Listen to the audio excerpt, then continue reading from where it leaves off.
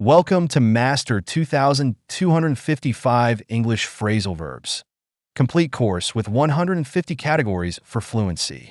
Today, we've reached category 140, Household Chores, key phrasal verbs to make cleaning easy. These are the verbs you'll need to sound natural when talking about cleaning, tidying, and organizing your home. Let's get started. First, we have clean up. This means to make a space clean and tidy. For example, we need to clean up the kitchen after dinner. It's one of the most common phrasal verbs for general cleaning. Next is tidy up. It means to put things back in order or organize a space. For example, before the guests arrive, let's tidy up the living room. It's a quick way to say, make everything look neat. Then we have pick up. This means to collect items from the floor or a messy area. For example, pick up your toys before bedtime. It's often used when talking to kids about cleaning up their stuff. Next up is put away.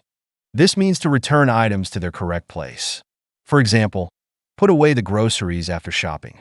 It's used when organizing and storing items where they belong. Then we have wash up. This means to clean dishes, hands, or your face. For example, it's time to wash up before dinner. It's frequently used when talking about cleaning dishes or personal hygiene. Now let's talk about wipe down. This means to clean a surface using a cloth or sponge. For example, after cooking, wipe down the kitchen counter.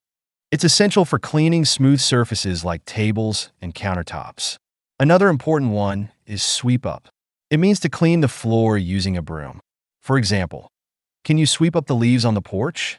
It's used for cleaning floors, sidewalks, and outdoor areas. Next is mop up. This means to clean a liquid spill using a mop or cloth. For example, we need to mop up the water that's spilled on the floor. It's used for cleaning wet surfaces and spills. Then we have throw away. This means to discard something into the trash. For example, throw away that old newspaper.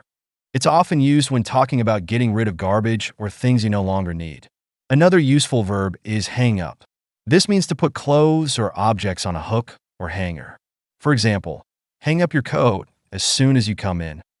It's used for clothes, towels, and similar items. Next, we have take out. This means to remove garbage or trash from the house. For example, don't forget to take out the trash tonight. It's one of the most common phrasal verbs for household chores. Now let's discuss do up. This means to renovate, improve, or decorate a space. For example, they're doing up the old house before selling it. It's often used for home improvement or redecorating projects. Next is fix up. This means to repair or improve something. For example, we're fixing up the backyard for summer. It's often used when talking about home renovations or fixing broken things. Then we have put together. This means to assemble or build something from separate parts. For example, I need to put together the new table we bought. It's commonly used for furniture or DIY projects. Finally, we have dust off. This means to remove dust from a surface. For example, it's time to dust off the shelves in the living room.